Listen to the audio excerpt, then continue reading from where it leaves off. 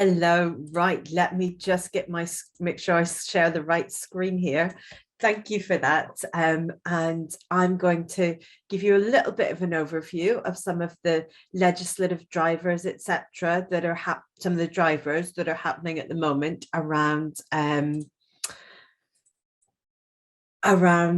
driving this move to more collaborative procurement, which David, I think you celebrated 21 years of collaborative procurement last year. So it's now 22, isn't it? It is indeed, yeah. What Nick Rainsford last week called my 22-year crusade. But it does feel to me like we're making progress, but we always feel like we're making progress. But I think a lot of things are coming together at the moment to really drive that through. And Constructing Excellence is a movement to positively disrupt the construction industry. We're led by our members, which include LHC. So we bring together some of those really forward-thinking organizations that want to disrupt and transform. As Shauna said, my background is actually in innovation, and I could never work out why these brilliant ideas and concepts didn't make it through to the market. And actually, a lot of that is around collaboration or around procurement, and the answer is collaboration. So we've been through an awful lot of disruption in the past 2 to 3 years, and I think that disruption is actually going to not go away. We've had COVID, and that has placed huge I was going to say strains, but challenges and also opportunities. We're seeing technologies coming through. People are actually embracing technologies. They're embracing different ways of working. We're seeing people realize that their traditional ways of working are broken and they have to find other ways to do things. And that has led to things like fuel shortages. We're seeing the energy prices rise. We're seeing materials prices rise. We're seeing shortages of labor. These are big challenges that have real impact on construction projects. And if we don't set those projects up for success, we're not going to be able to deliver the outcomes that we need to be able, that the built environment can deliver for people's lives. And the impact of not doing this was always the impact, David would say, delays, rising costs, people not getting the quality outputs that they need from their buildings. But, we will see this over the next few years. And if we don't work together collaboratively, and if we don't set everything up for success from the outset, this is what's going to happen to us. And it's not a nice situation that anyone wants to be in. We're also seeing a lot of social drivers for change. And I know that Sean is going to touch on this later because you've done some fabulous work around this and how procurement can actually drive better behavior through supply chains on this. So I won't steal your thunder, Shona, but I think it's really important that we recognize that as an industry, we have to start embracing equality. We have to start bringing in new people, new ways, who will embrace these new ways of working. And, that's what society wants. Society also wants us to address climate change. And, we had COP26, we've got Construct Zero, we've got the move to 2050. And I think construction and the built environment has got a huge role to play in this, but it can't be done via traditional methods. We've got to collaborate. We've got to find ways to get those innovations, to get those new technologies through, and make sure that these things actually become standard practice. Over the past couple of years, what we have seen is a lot of really strong legislative drivers and initiatives coming through that are really driving towards collaborative procurement. We'll go into the construction playbook in more detail. The CLC's roadmap to recovery really advocates for the industry coming together, working more effectively and delivering those better outcomes. The Value Toolkit from the Construction Innovation Hub, that's a brilliant piece of work that we've supported very strongly, which is looking at how clients can articulate what they want and help drive that through. There's a lot of work going on at the moment, but how do those outcomes, that bigger picture piece, because we're not just building buildings, we're building the assets that society and our economy relies upon to function. We all need the built environment. We need it to be as good as possible. We've got the net zero, powering our net zero future, the government's net zero strategy. We've got the national infrastructure strategy. We've got some really interesting post-Brexit reforms of public procurement. And I think, David would argue that people hid behind European procurement rules, but everything was possible. And hopefully this will drive that. And we've also got the Building Safety Bill, which, David was heavily involved in the drafting of. We've the procurement guidance on that. And that points to all of this points towards collaborative procurement. It points towards how we need to work better and set projects up for success. So the construction playbook, as I mentioned, I didn't mention, there was a picture of David's gold standard there, but I'm not going to steal his thunder on that one. The construction playbook, I won't go into this in too much detail, but it takes you through a process of how to deliver projects effectively. And what you'll notice from this diagram is the actual delivery of the project is a pretty small part of it. What this is focused on is the upfront, getting it right from the outset. And so there's a lot more around defining, a lot more around the process of publicizing, selecting, evaluating, and award, etc. So this is really about how do you not rush into delivering those projects? How do you make sure that you're doing the right thing and you're setting your supply chain up to deliver it effectively? So some of the key points coming out of this is pretty much what I'm guessing LHC would have been doing anyhow. And, I think for those of us who are really positive about change, the playbook can come across as a little bit vanilla, but actually we forget that this is about making everyone do better because it's being implemented on a comply or explain basis. So it's about setting clear and appropriate outcome-based specifications. So it's looking at what you want the asset to deliver, not how you want it to be delivered. So leaving it up to the supply chain so that there is room for that innovation to come through, which was my background, is very positive because, if you're too specific, it won't come through. Longer term contracting across portfolios, and that's where frameworks really do come into their own in terms of creating those long-term relationships. Standardization, MMC, win-win contracting arrangements that incentivize better outcomes. Again, I'm sure we're going to touch on that throughout the day. Strengthening financial assessment of suppliers, so making sure that you plan for when things might go wrong, but hope that they don't, and increasing the speed of that end-to-end project management and delivery by doing things better.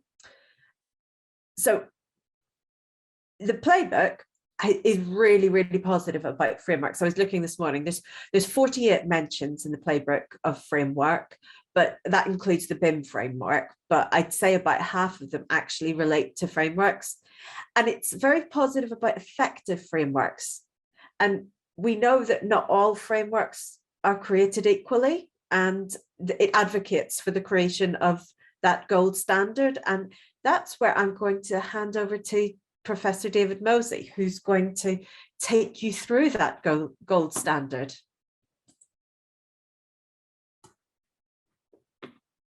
Oh, David, you're muted. Yeah, thank you so much, everyone. Thank you, Alison. This is the stressy moment when I go to share my slides and find that they don't share like last time. Let's see how this goes. Is that coming to life? Yes. Good. Thank you. Let's try and get slideshow.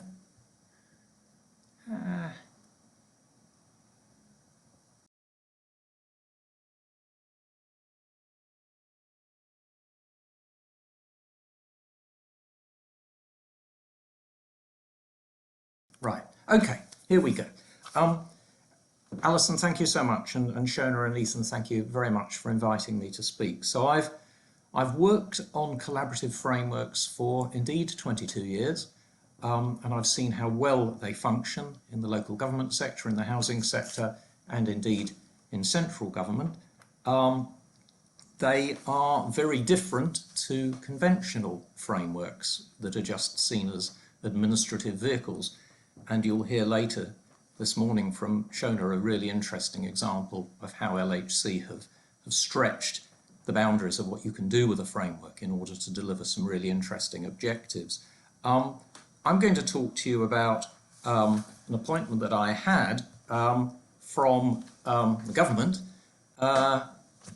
in the wonderful way of government, free of charge, of course, to spend a year of my life constructing the gold standard. I was very keen on this because it's an independent role.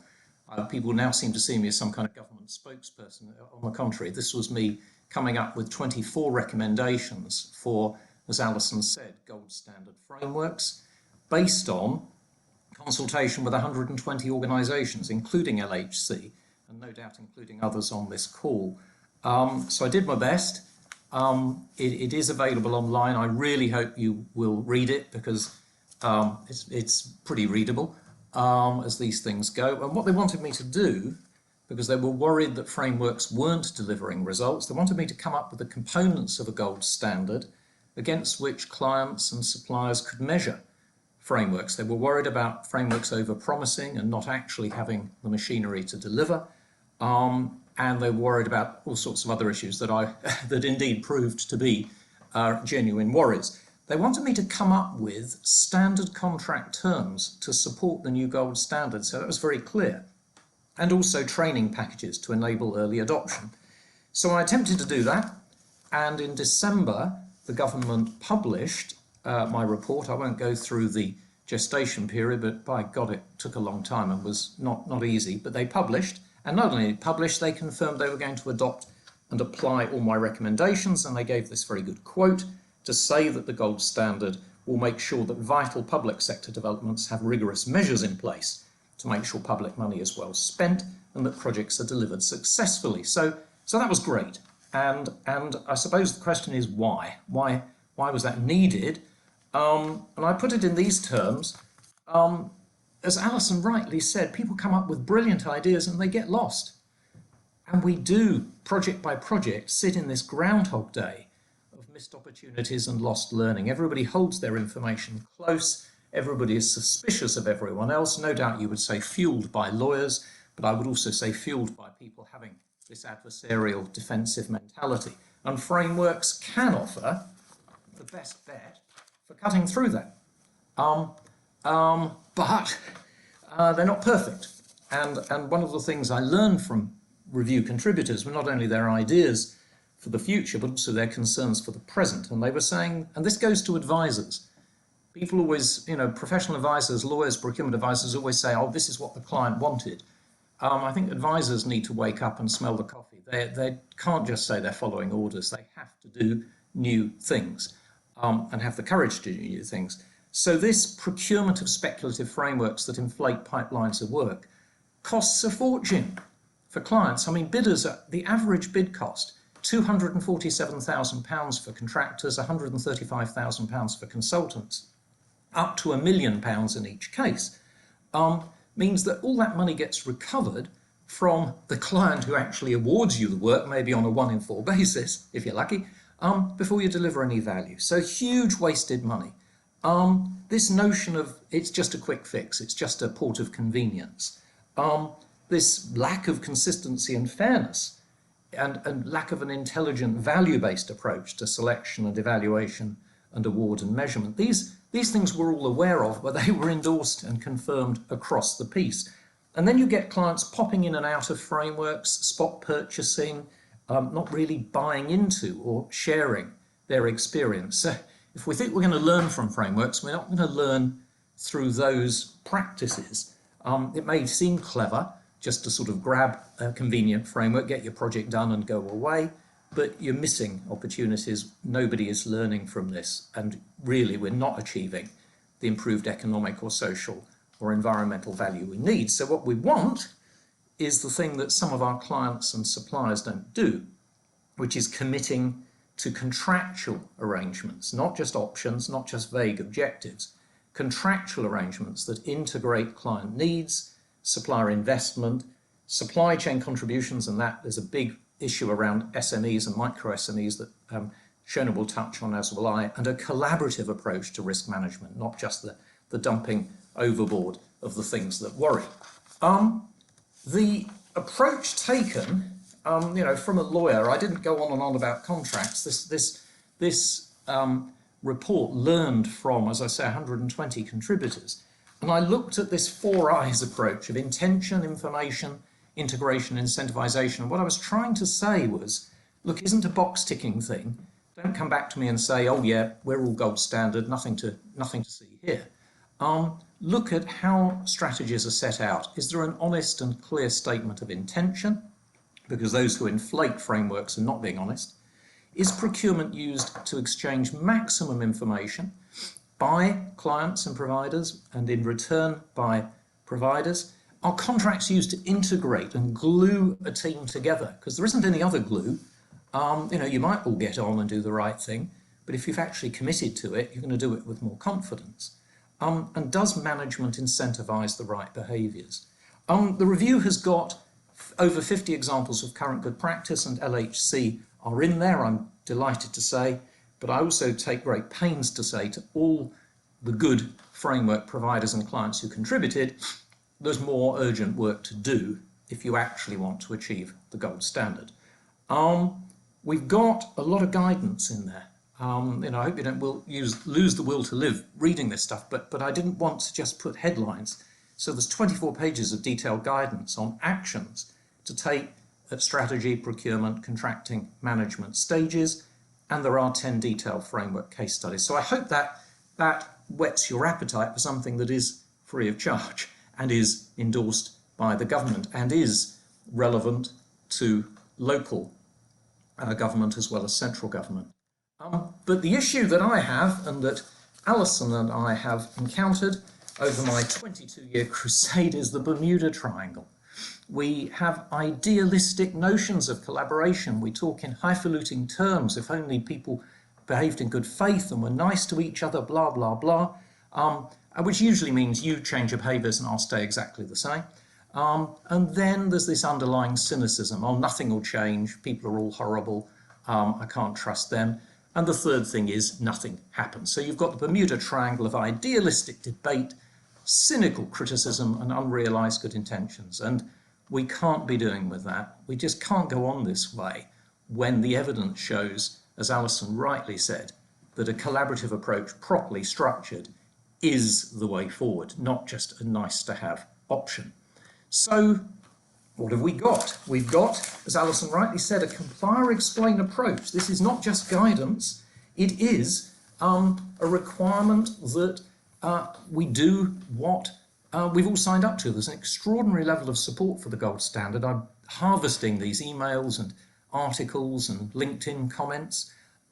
So I don't think it's top-down ordering. I think it is something that people say, yeah, we'll do it if everyone else does. There is now the ability to use these criteria in the recommendations, 24 of them, and I'm numbering them, as you can see, to compare what's on offer. And then there are some priorities. Priority, I think, building safety, massive issue, net zero carbon, massive issue, but also dealing with the industry in the right way, in the establishment of fair returns, equitable risk treatment, proper rewards for actual results. And in case the contractors on the call think this doesn't apply to them, collaboration at all levels of the supply chain, not just contractors telling the client, yeah, we'll collaborate with you and we'll deal with this herd of cats who comprise the supply chain. We want subcontractors, manufacturers, operators, suppliers in the team. And I'm jumping around with those recommendations. They follow the structure of the construction playbook, so I put them here in groups that I hope will assist. So the last one there is getting action plans supported through government-led training, guidance and shared experience. I really hope the government do that. We're kind of in their hands, except to the extent that we just get on and do it ourselves, of course, and we'll see how that pans out. LHC are already asking what they can do and how I can work with them, and I'm very interested in their proposals. There are lots of ways to save money and improve motivation, and sustainable pipelines of work is one of them. Early pre-framework consultation is a must. You'll hear from Shona on this. It finds out what is available. It looks, amongst other things, at emerging technologies and innovations. We don't know everything that will inform our framework brief if we don't ask people.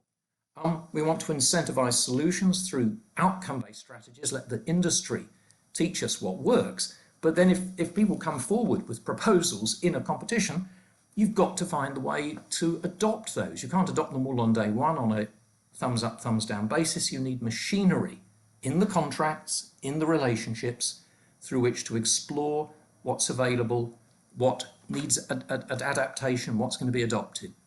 It's very important. We have to link our procurement to our contracts, to our management. We look at delivery model assessments to see what's best for each project. We look at should cost models so that we can link evidence-based benchmarks to likely cost. Budgeting is really important. If we're going to get away from a race to the bottom, it is fundamental that we understand profit and overhead and fees in a more granular way, and that we get people to come forward with value propositions by reference to project budgets, that we don't hide that information as clients in the hope that somehow we'll get lowest prices beyond our wildest dreams. These old approaches, they never work. You know, if people have lowballed on price, it's because they've got it wrong, not because it's Christmas. And then we move into contracts. We want the award of longer term contracts, the incentive of additional work. We want investment in modern methods of construction, and again, we can do that only if we link portfolios of work so that there are production facilities supported by our procurements. We want transparency. A lot of this will be familiar to you and sounds absolutely obvious, but you'd be surprised at the inconsistencies in the procurement landscape. Transparent costing, call-off, performance measurement, incentives. Get away from the race to the bottom, but ensure a decent return and prompt payment so that suppliers are motivated. Getting consistency in pre-qualification and getting consistency and proportionality in evaluation so that we have criteria that include quality, social value, net zero, and also that identify SME strengths. You know, this is not, not to be nice to SMEs. This is, are we adopting a rational approach to evaluation that brings out the best, or are we actually just allowing people to go through the hoops of wonderful essay writing and artistic bid submissions so that the same parties get appointed time and again? I drafted as a research output from King's in 2016 a form called FAC1, Framework Alliance Contract, that combines frameworks with collaboration. And I was delighted when that was recognised in the construction playbook. It's expressly recognised and recommended. Happy days. I don't make money from it, I just feel good. But it does, not surprisingly, feature in constructing the gold standard because it's the only standard form that does the things that we've been talking about. So I'm building on a construction playbook recommendation to rationalise what should be done with this FAC1. It's only a standard form starting point, but it means that people don't put their efforts into reinventing the wheel with another bespoke agreement full of definitions and termination clauses. And they actually go into a multi-party structure that draws everybody into a community. It talks about supply chain collaboration, which is not just a buzzword, it is a system. And it goes back 8 years now. And for local government, for everybody from Southwark on this call, and indeed every other LHC client, please look at that stuff, because it enables you at each tier of the supply chain, without going through another public procurement, to rework relationships and appointments to get the best out of the local and regional suppliers, and to convert social value into actions. It talks about the golden thread. Again, another buzzword, but in a post-Grenfell world, we cannot not have digital asset information across the whole life of a project, and we need an integrator for that, and a framework alliance contract does that job. We have vast amount of evidence of how to improve value through bringing contractors and specialists in early on each project, and if you can do that at a strategic level through frameworks, the evidence is that you get even more good value. So there is the multi-party contract, and there is this theme that you just can't get anywhere if you see the contract as some boring thing off to one side, and you set out beautiful objectives that aren't converted into real commitments. It will just invite misunderstanding or delay, or people forgetting what it was they promised in the first place. The evidence are trial projects. The trial project framework alliances for example, Hackney and Haringey on housing, for example, Surrey on highways, showed an average of 18.5% agreed savings through collaborative working, and measurable improvements in quality, safety, social and environmental value. This is not idle boasting. These were audited. We really do need to listen to the evidence and not worry about doing something a bit different. And I'm delighted to say this FAC form that I've touched upon is being used by LHC on all of its frameworks, as well as on a range of central government departments that I mentioned there. That 57 billion is, in 6 years pretty good, but it's actually only part of the picture. The overall, and I try and keep tabs on this, the overall use of this contract by local government, by housing associations, by framework providers is closer to 90 billion in terms of what has been captured. So to me, it's a no-brainer. I really hope that there'll be wider adoption of FAC1, but what I'm really interested in is what LHC can do with it, because they're an experienced user of that form. And then we go to management, and this is really important, because you set up frameworks, you set up framework contracts, you go through a lot of trouble to get the right parties, to get their proposals, to get them motivated, but you're in the hands of the framework managers. You can't see them just as administrators. They are the strategic drivers of improved value. They are, to me, the forgotten profession. And they have the ability, on a consensual basis, to work with the suppliers and the client base, multiple parties, to convert framework objectives into actions and create timetables that deliver improved value.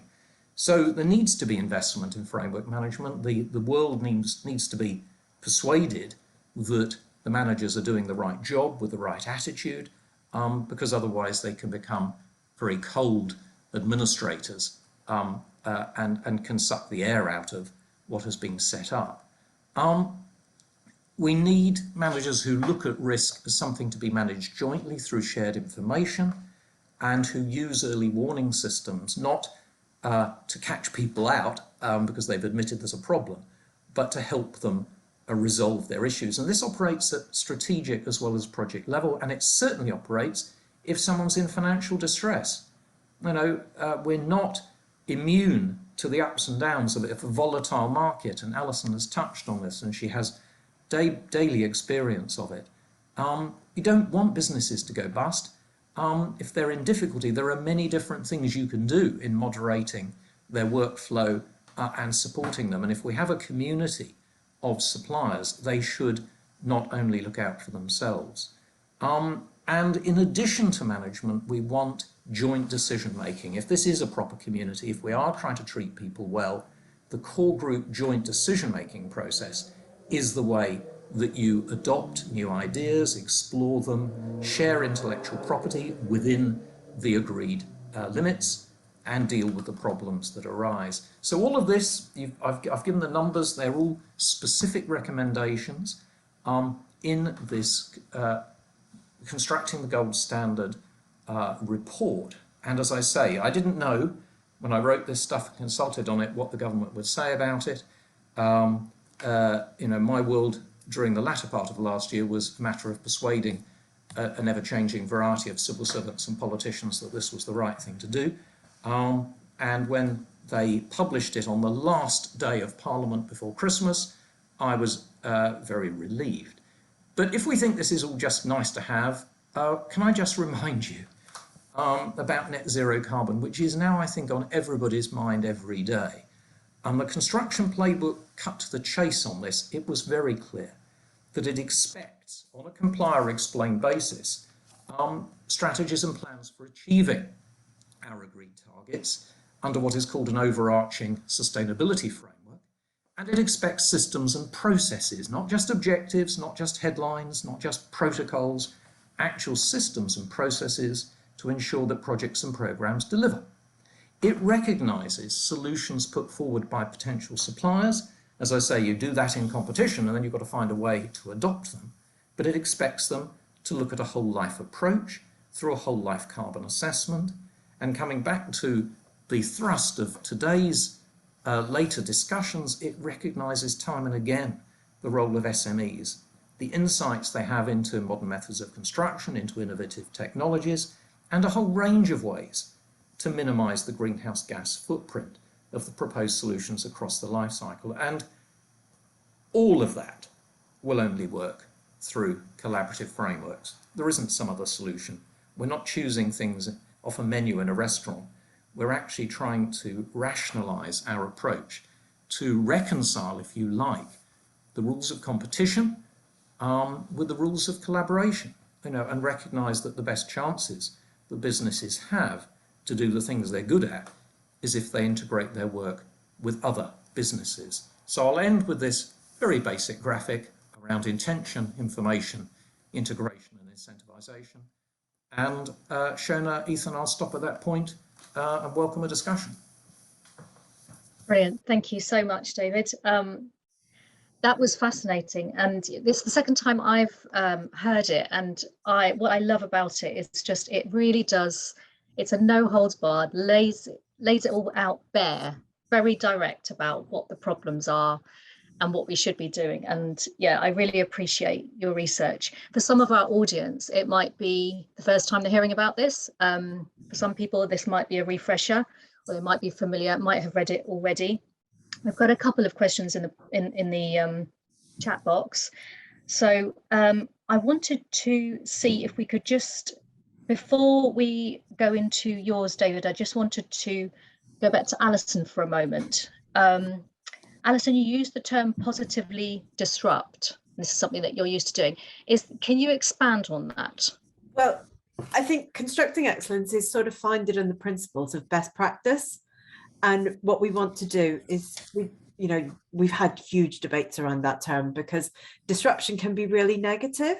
But actually, if we want to change the world for the better, we've got to disrupt it in a positive way.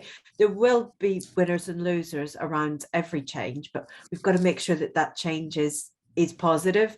And one of the things that we really try to do around that is demonstrate how others are practically implementing change. So things like the case studies that sit behind the new models of procurement, etc., demonstrating to people that this is possible, helping people to understand how they can change and not just telling them they need to change and they need to do things differently. And I think that's why what David's done with the Gold Standard Review, it actually provides the mechanisms for people to change, not because we all know that things are broken, but how do we fix it? So I think that's where the positive comes in. Yeah, I agree with you. And I think having looked at the construction playbook, I think that's exactly what it is. It lays it out for you, really easy to read, very clear. This is how to do really good construction procurement. So, okay, thank you, Alison. So one thing I noticed was the reference to collaborating with your supply chain. And I think we've had a comment about this as well. So Let's see if I can find the original. I can't find the original question now, but it was R7, David, on your slide. And I just think that might be of interest to our audience in particular, what that looks like exactly. If you could just expand on that a little bit more. Yeah, with great pleasure, but you'll probably have to stop me after a while. The first thing is doing what you've done, which is identifying how to procure directly SMEs and micro SMEs by identifying their particular skills and their particular offerings. So that is utterly familiar to you, and it's extremely hard work, but it's not oppressively hard work. It's a thing to do, because why wouldn't you? And it's a thing that gets overlooked. As I say, the bigger practices have bid writing teams, can produce clever answers that speak to every client aspiration. I'm not saying they're insincere, but it makes for an unlevel playing field. So if you look at what the carbon footprint of a local business, the community knowledge of a local business, these are real added value measures. And so the first point in recommendation 7 is you look at the particular things that SMEs offer, and you run your competition on that basis. The second thing is this concept of supply chain collaboration, which is this, that if your tier 1 providers, so let's imagine, the easier argument is looking at main contractors, but it also is, the collective purchasing by your consultant, your appointed consultants. If they are buying individually, I don't know, survey services or windows, they have separate and inconsistent deals, and people view their relationships very protectively. They are, in a way, the DNA of an organisation. Who do you deal with? Who do you buy from? If you've got a decent amount of work under a framework, and if you're actually trying to deliver something of lasting value to the client, there are elements that can and should be shared. So if you're a contractor, and if you look at Hackney and Haringey, they found local, regional, national sources of windows, central heating, roofs, a whole range of disciplines, 30 different disciplines, and they purchased collectively. And through that, they delivered for Hackney and Haringey consistent a basis for operation of their built estates, and also a range of really interesting social value through apprenticeships and environmental value in terms of really useful ideas coming up from the supply chain. So that reworking is done, it's led by the tier 1 contractors. So you're not running a new public procurement, you're not nominating, you're not running a new public procurement, you're saying, if you've got the contractual structure to do so, which by the way you have under FAC1, that we're going to do this, the supply chain you had in mind when you bid is great, but it's not the last word. And we can't make you share everything, because some things will be your intellectual property, your USP. If you're a contractor who's built a factory, you quite like to use that factory. But you can rationalise this, and there's some fantastic examples out there, some of which appear in the playbook. There's in constructing the gold standard. That gets you, that liberates you from seeing procurement as a single shot. The idea that what we've got at the point of selection is all we're ever going to have is quite depressing, because learning brings new ideas, and it may indeed bring new subcontractors and subconsultants. One last thing, I'm just trying to relate this more closely to the work that you've been doing, Shona. The very first use of FAC was by a Midlands Housing Association called Futures Housing Group, who appointed a range of local specialist contractors, and they collectively did a deal with Travis Perkins that they would never have done individually. If they had, 1.5 million of turnover, Travis Perkins couldn't give a damn about that. But if they're looking at, hang on a minute, these 20 suppliers between them have a 40 million annual turnover, suddenly Travis Perkins woke up to improved warranties, improved supply arrangements, improved prices. So that community of SMEs, micro SMEs, has a power that you can unleash, if you like, through supply chain collaboration. Oh, and I agree. I'd love to see that through some of that kind of collaboration through some of our frameworks. Just one point, about the FAC1. Can you just expand a little bit on how it is that the FAC1 facilitates that type of collaboration before we move on to another question? Absolutely. Firstly, it sets out shared objectives and success measures. So it's aligning everybody's interests to remind them of the strategy of the client or clients and the measures of that success. So people want that to succeed. Then it defines improved value, and with a requirement to come forward with ideas. And by the way, one element of that uniquely is a definition of sustainability that includes net zero carbon. That's baked into the standard form.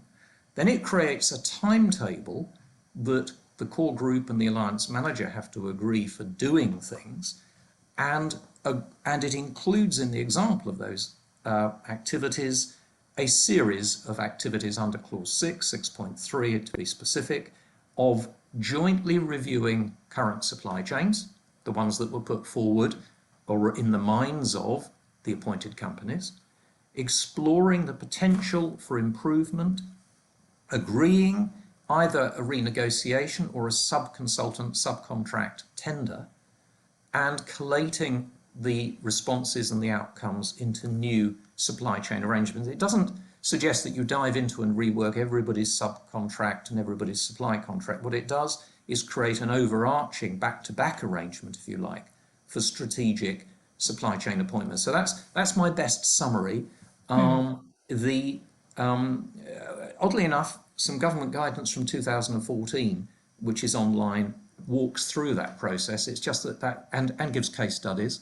But that is, as long as you can escape from the binary distinction between things chosen privately by the supplier and things nominated by the client, and recognise that there's this middle road, once you get past that, it is a very liberating and creative process that the parties can commit to. Great, thank you. I just want to take one of the questions that's come through.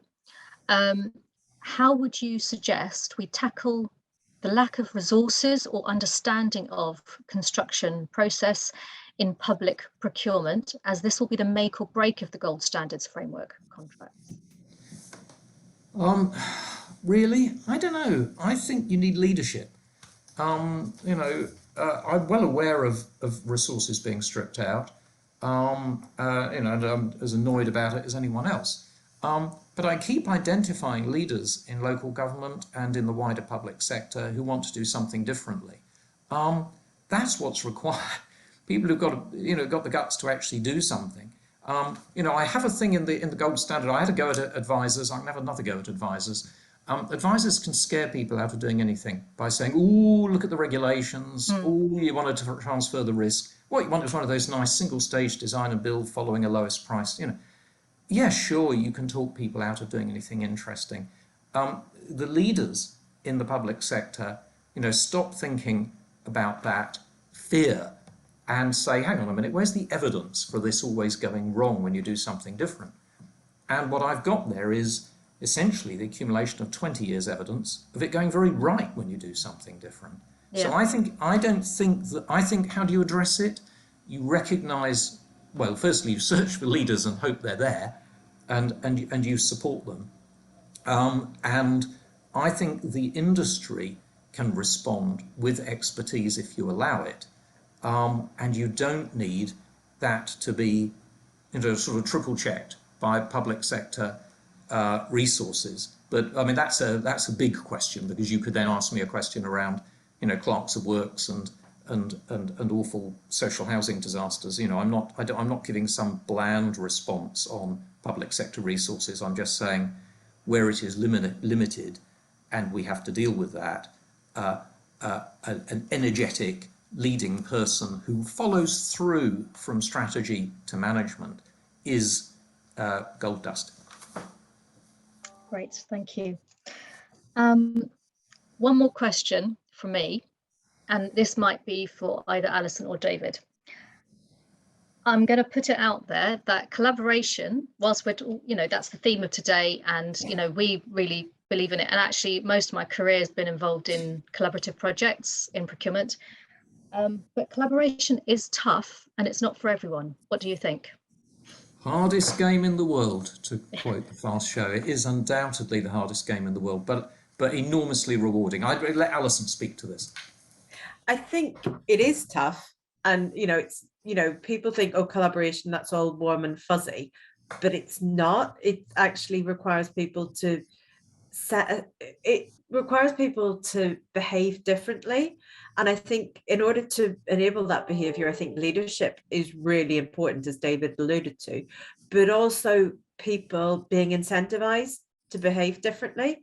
And I think it's that incentivization that can really change that behavior, because it isn't easy. It's contrary to how this industry has been set up for many years, because we do need to collaborate. We know we need to collaborate, but actually we're not set up to collaborate. And this is where all of the work that David's been advocating, that Constructing Excellence has been advocating, that's codified into the playbook, is really, really important, because this is about changing culture, and it's about changing behaviors.